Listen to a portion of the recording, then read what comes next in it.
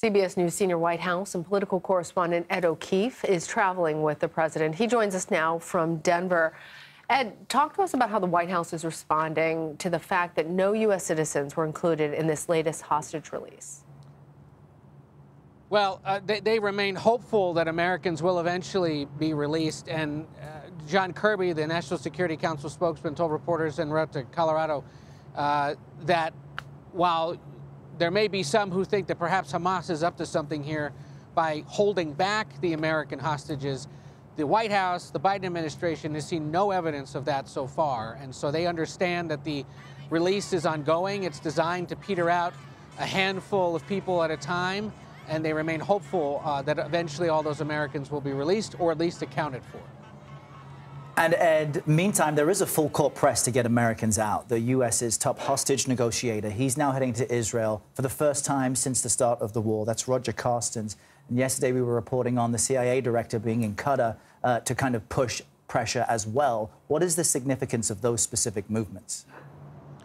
Well, so by having Secretary of State Blinken make his fourth visit to the region since the conflict began, by having the CIA director Bill Burns in Qatar negotiating with the ongoing details there, and now by having Roger Carstens go, whose primary responsibility is to work towards the freedom of American hostages anywhere in the world, it does suggest indeed that now they are trying to put a little more pressure on those negotiating these deals to ensure that those Americans are part of this. But also, given that the president has been saying he'd like to see this pause continue for as long as possible, why not throw more diplomatic weight at this in hopes of continuing the conversation, continuing the release, and then, as Lilia suggested a little while ago, get to the point where the Israeli military members, the men who have been withheld so far, can eventually get released as well. And of course, the longer the cessation and hostilities, perhaps, the more humanitarian aid can get into the region. And frankly, the less political pressure will then be applied domestically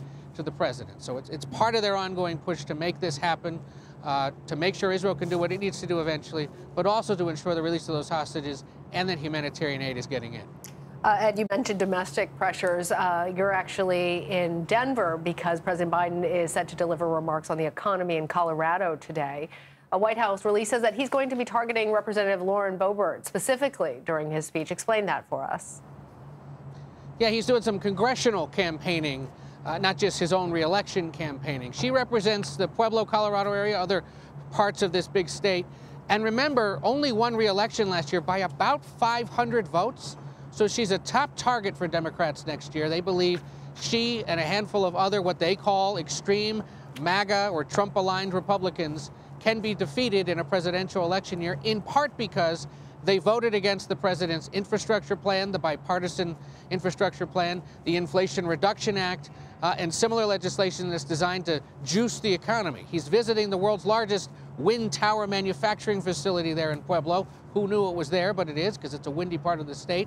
And he will call out Boebert and other conservative or extreme MAGA Republicans, as he calls them, suggesting to voters in this reliably blue state, at least at a presidential level, that they should consider voting for Democrats in what is going to be at least two potentially competitive House races in this state next year.